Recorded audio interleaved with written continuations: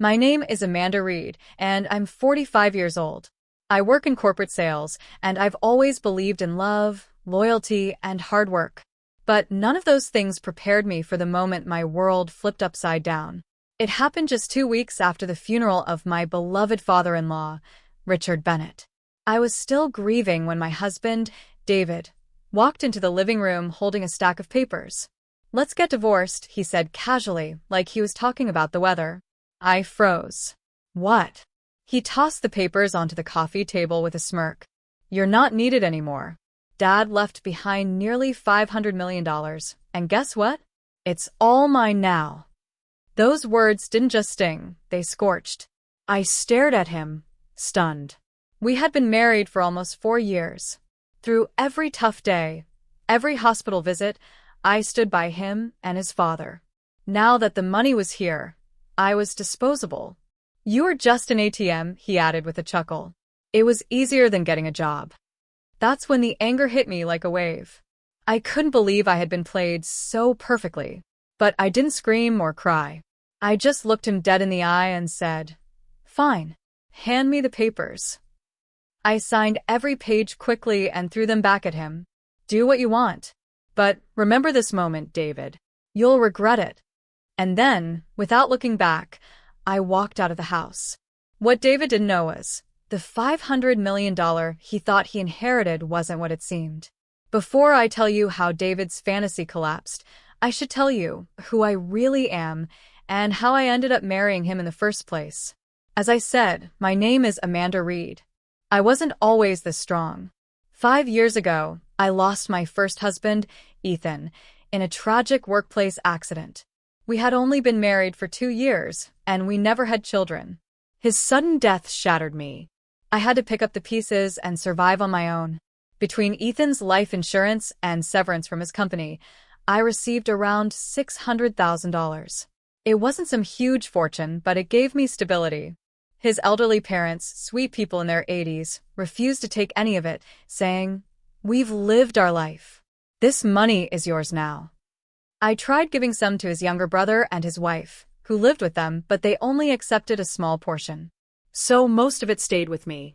With my job in sales and our modest savings, I slowly built a financially comfortable life. By the time I was 41, I was stable but empty.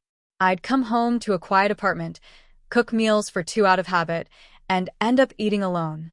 Grief isn't always loud. Sometimes it's just the silence that breaks you.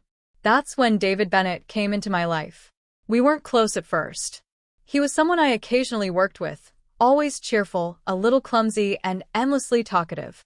One day, after a long meeting, I accidentally told him about Ethan and how I had taken time off after his death. He looked at me and said, "I'm sorry for your loss.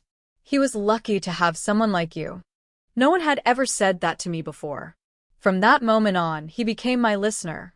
He'd hear my stories, crack light jokes to make me smile, and slowly filled the quiet spaces in my heart. We started meeting after work. At first, I thought he was just being kind. But then, he started opening up too, telling me how he was always dumped because of his careless nature. That made me feel safe, like I was with someone honest. A year after we met, he confessed his feelings. And honestly, I was tired of loneliness. I thought maybe Ethan would want me to move forward. So, I said yes. But I had no idea what kind of man David truly was. Not long after we started dating, David surprised me with a serious question.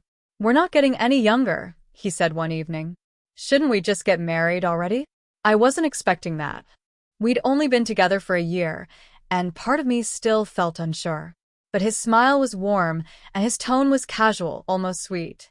I thought, maybe this is what healing looks like. Maybe he really does care. So, I said yes. It felt sudden. Too sudden, honestly. But I brushed off the hesitation. I told myself, he listens. He makes me laugh. And maybe this fast decision-making is just part of his easygoing nature. Soon after, I learned something else. David lived with his father, Richard. "He's been sick lately," David explained. "I've been helping him out with meals and stuff." That didn't bother me. What did bother me was that he had never mentioned it before. In fact, I had no idea about his family situation at all. No mother, no siblings, just a father he barely talked about. "You never told me you live with your dad," I said, trying to keep my voice calm.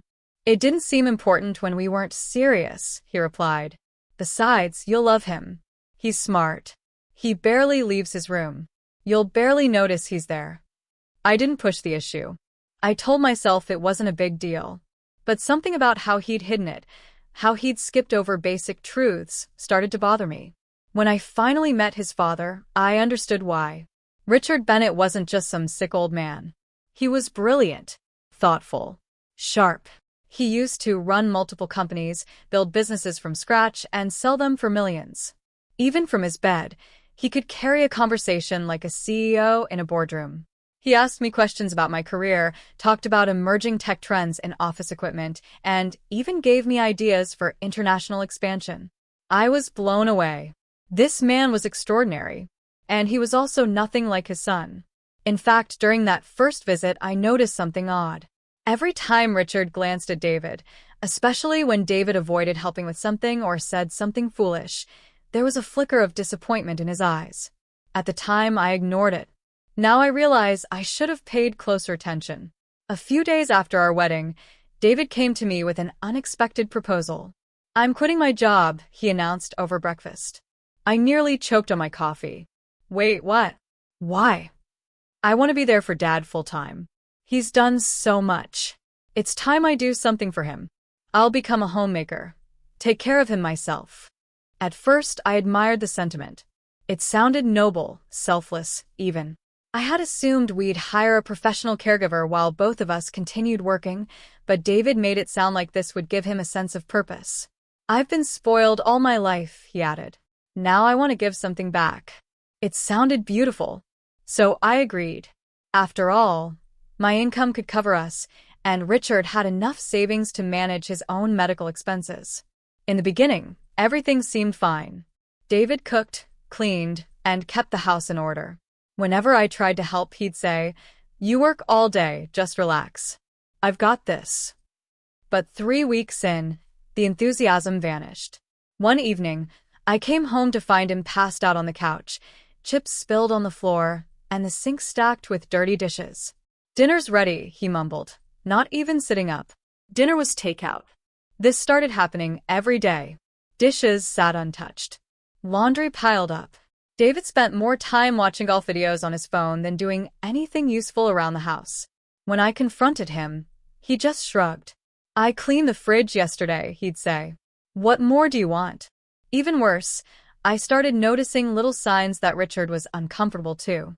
Every time he saw David lounging around or skipping chores, he looked quietly disappointed. One evening, Richard pulled me aside. His voice was gentle but firm. "I'm sorry, Amanda. He was never this lazy before. I had hoped. Well, I thought marriage might bring out the best in him.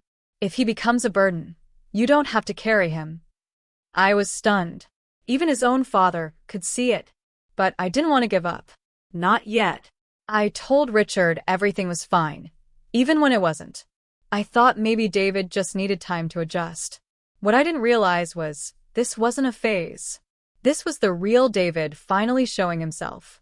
The slow, lazy version of David was already hard to live with.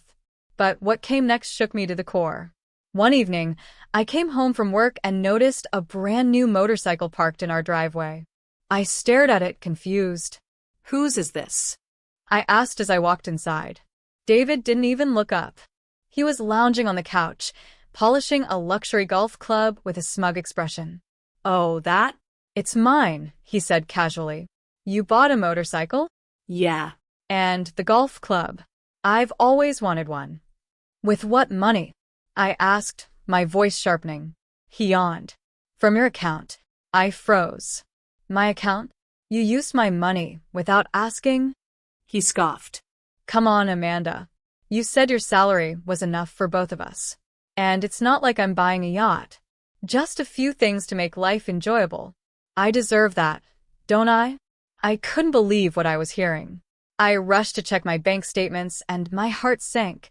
He had spent nearly $600,000 in just 3 weeks. Furniture, electronics, expensive wine, random junk, all behind my back. That night, I confronted him. You've crossed the line, David. This isn't what we agreed on. You're not contributing, and now you're stealing. Stealing, he scoffed. I'm your husband. What's yours is mine. No, I said, my voice shaking. Not anymore. I took back my bank book and froze all shared access. I told him flat out. If my income isn't enough for our household, then you don't touch my savings. Ever again. That's when his attitude shifted. He started acting even more entitled, ordering me around, demanding I come home early to make dinner, treating the house like a hotel. And while I worked 10-hour days, he secretly hired a full-time caregiver for his father, despite insisting earlier that he wanted to take care of him himself. It was clear now, all that talk about being a good son and supportive partner had been a carefully crafted mask. The moment he realized he couldn't access my money, he stopped pretending. But I didn't file for divorce, not yet. Not because I was afraid. Because I knew one thing: Richard, my father-in-law, deserved better than to be left in David's hands. So I stayed. And waited. A year passed like a slow-burning fuse. Richard's health declined quietly. Even in his final weeks, he never lost his grace. One evening, as I sat beside him, he looked at me and said, "Thank you, Amanda. You were the daughter I never had." Those were his last words to me. He passed away peacefully, just days before his 81st birthday. I was devastated. I cried alone in the hallway, while David scrolled on his phone, barely blinking. The funeral was small, dignified, and heartbreaking.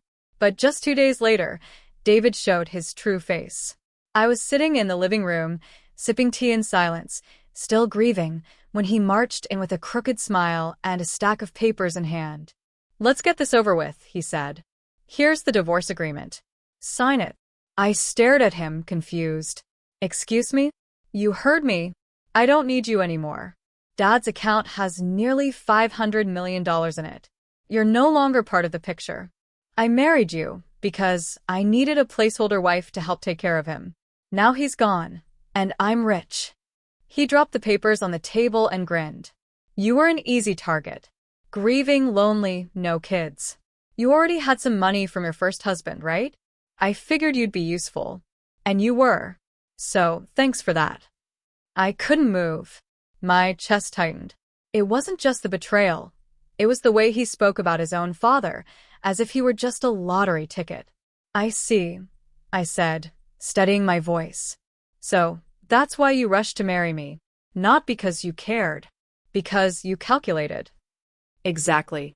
Now, do us both a favor and sign." I looked down at the papers.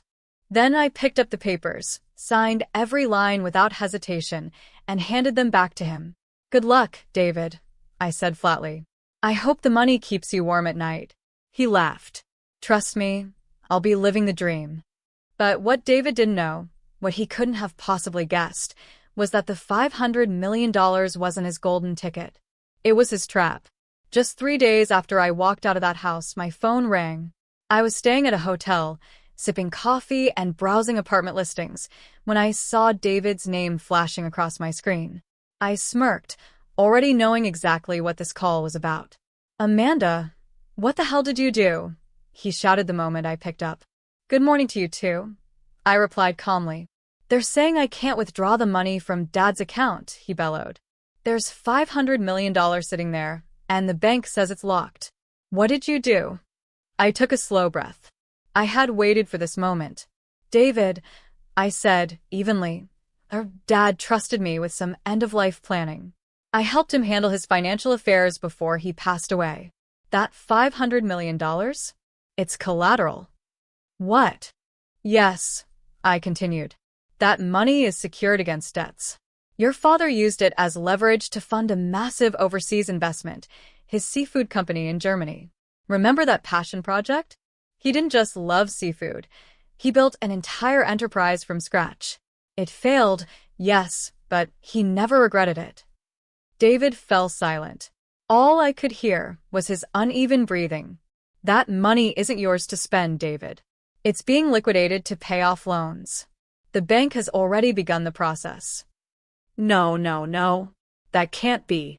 There has to be more. There is, I said. There's a separate account with $80,000. That's it. That's your real inheritance. 80,000. That's all I get. That's more than you deserve, I said coldly. You disrespected your father. You married me for access. You used me. And now you're shocked that your jackpot doesn't exist. He went quiet again.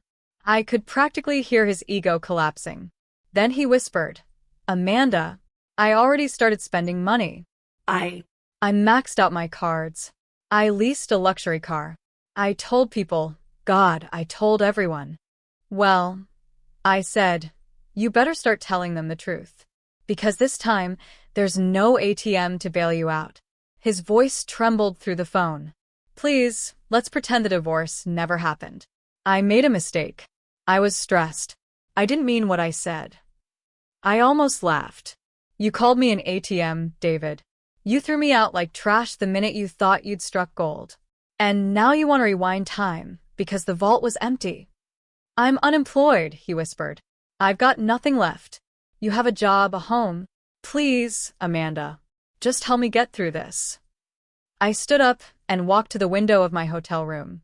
The morning sun streamed through the glass. It felt warm. Clean. Like a fresh start. No, David, I said softly. You dug this hole. Now you'll lie in it. Click. I ended the call. In the weeks that followed, word spread quickly. David had been fired from his last part-time job months earlier. He tried working in sales again but couldn't handle the pressure, especially under supervisors younger than him. He quit within a month. The man who once dreamed of a $500 million lifestyle now barely made enough to cover rent. He sold the motorcycle, pawned the golf clubs. Eventually, he moved into a cramped one-bedroom apartment. And me? I moved into a cozy condo and decorated it however I liked, peaceful, independent, and entirely mine. One day, a letter arrived from the attorney handling Richard's estate. As outlined in Richard's original will, I was to receive $40,000 as a personal gift. David had no legal grounds to stop it. It felt poetic. That money, like the time I spent with Richard, was a treasure. Not because of the amount, but because of what it symbolized: dignity, trust, and truth. I placed it into a dedicated savings account and didn't touch a cent. Not because I needed it, but because it reminded me that integrity always wins, even when the road is long. With Richard gone and the truth about the inheritance revealed, David's fantasy shattered. The $500 million he had boasted about to friends, neighbors, even former colleagues? Gone, vanished into corporate debt repayments. His confident swagger turned into confusion, bitterness, and public humiliation. People who once orbited his newfound wealth disappeared the moment they realized he had nothing. Worse, the luxury car he leased? Repossessed. The electronics he ordered on credit? Returned. His bank account? Overdrawn. The job he finally landed in retail? He lost it within a month. A former coworker told me, by chance, that David couldn't handle being supervised by someone 10 years younger.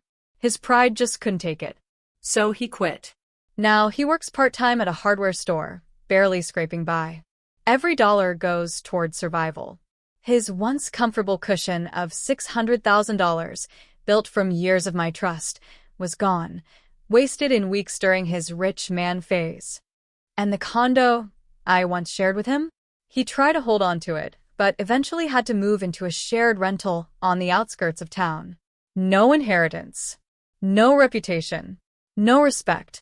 Just the hollow echo of his own greed. Meanwhile, I found something far greater than revenge: freedom. I redecorated my condo, planted herbs on the windowsill, and reconnected with friends I had lost during the darker days of my marriage. I started waking up without anxiety, without resentment, just peace. And that $40,000 gift from Richard? It still sits untouched in my savings account. Not because I need it, but because it stands as a reminder. Integrity is quiet. Greed shouts. But only one survives.